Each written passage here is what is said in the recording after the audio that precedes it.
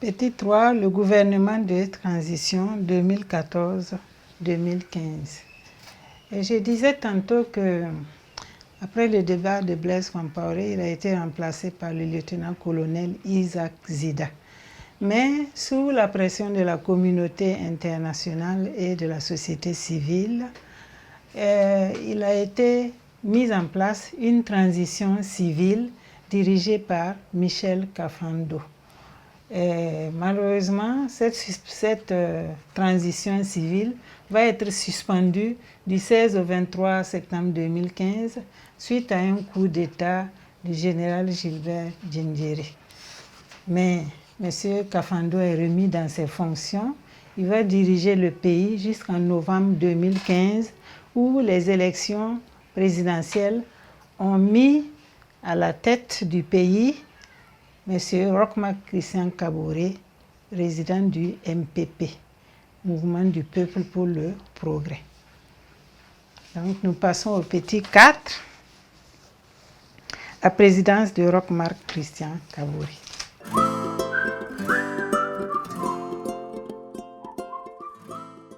Petit 4, la présidence de Roch-Marc Kaboré 2015-2022.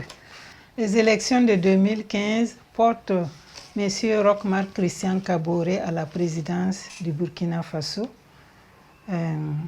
C'est le président du Mouvement du Peuple pour le Progrès.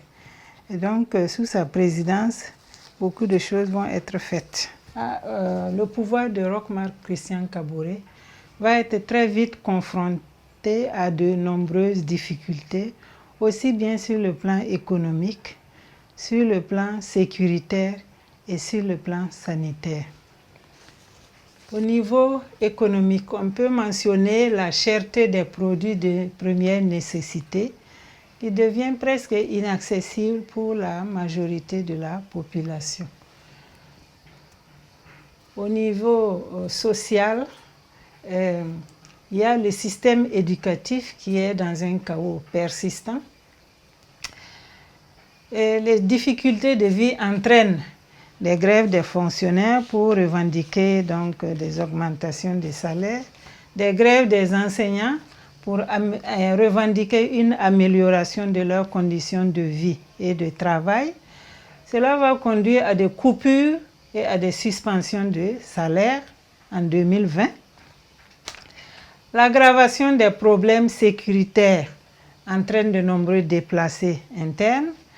Cela impacte négativement l'économie parce que ces populations fuient en laissant leurs activités, notamment l'agriculture, l'élevage, ce qui va contribuer à accentuer les difficultés d'approvisionnement en produits de première nécessité. Une mauvaise gestion de la crise sécuritaire et sur tout cela vient s'ajouter la crise sanitaire avec le coronavirus. Tous ces problèmes donc vont engendrer un coup d'État. Le 24 janvier 2022, Paul-Henri Sandaogo Damiba devient le président du MPSR1, Mouvement pour la sauvegarde et la restauration. Voilà, première étape, MPSR 1. Donc après la présidence de Roch-Marc Christian Kaboré, nous passons au petit 5, la présidence de Paul-Henri Sandaogo Damiba.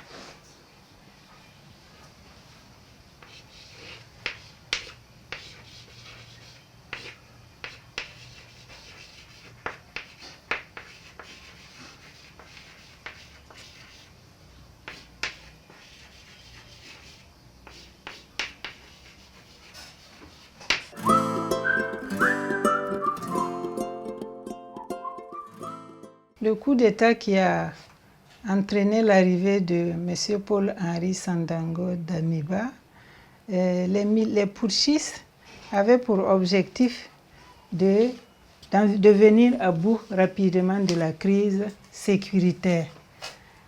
Malheureusement, le régime se montre incapable de faire face à la crise sécuritaire, Plusieurs attaques meurtrières ont été perpétrées, dont celle de Gaskindé dans le nord du pays, ce qui a précipité la chute du régime par un coup d'État militaire du 30 septembre 2022.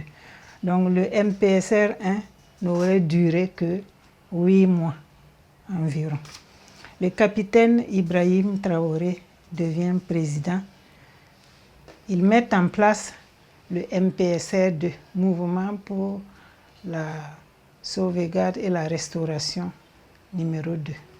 Nous passons maintenant au petit 6, la présidence du capitaine Ibrahim Traoré.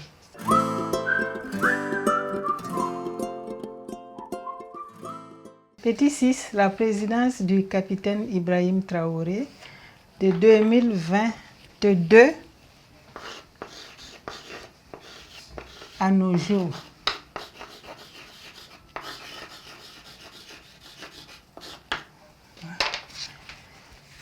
Sous la présidence du capitaine Ibrahim Traoré, de nombreux efforts sont faits.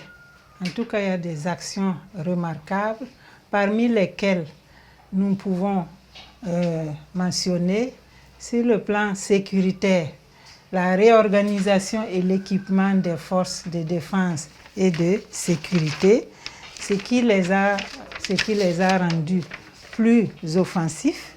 En tout cas, cet équipement, cette réorganisation ont permis le changement de paradigme.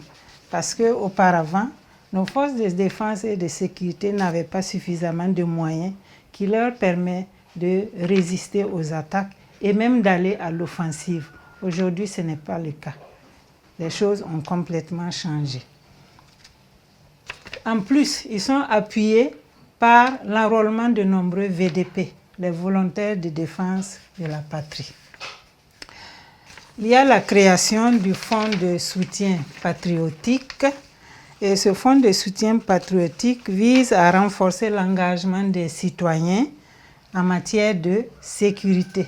Donc c'est pour acheter les armes et équiper davantage nos forces de défense et de sécurité, les VDP, afin qu'ils engrangent des victoires en victoire.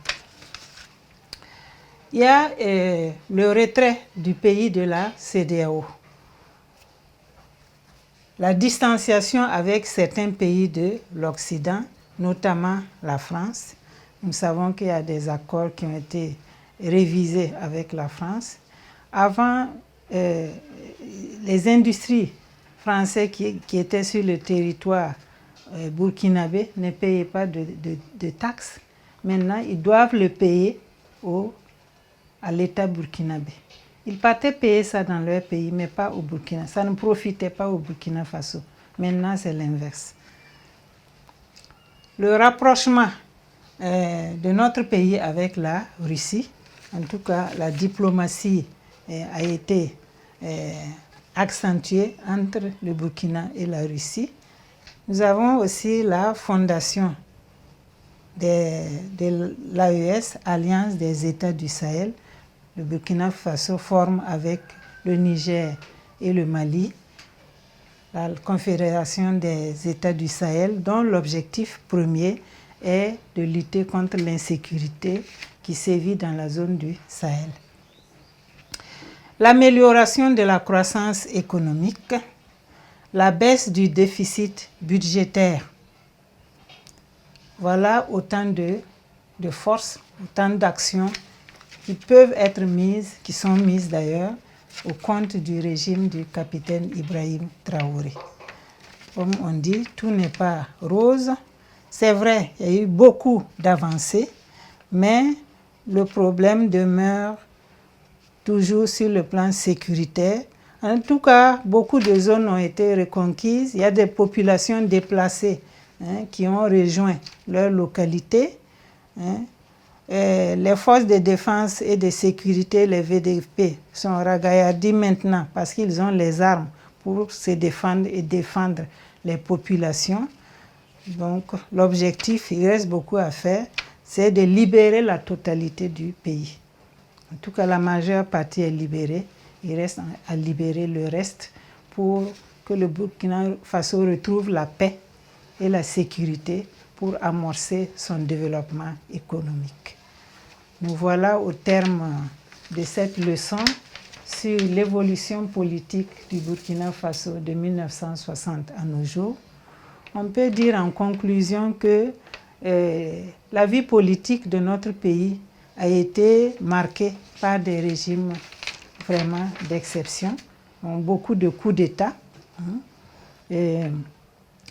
On peut dire aussi que dans la période où nous nous situons, la crise sécuritaire, c'est vrai, elle a vraiment mis en retard le développement économique du pays, mais nous avons des espoirs avec le régime actuel, compte tenu de ce qui a été déjà fait, surtout le renforcement en équipement des forces de défense et de sécurité des VDP. Nous avons espoir que très bientôt, le pays sera libéré et que chacun va rejoindre sa localité et ensemble, nous allons construire un Burkina meilleur.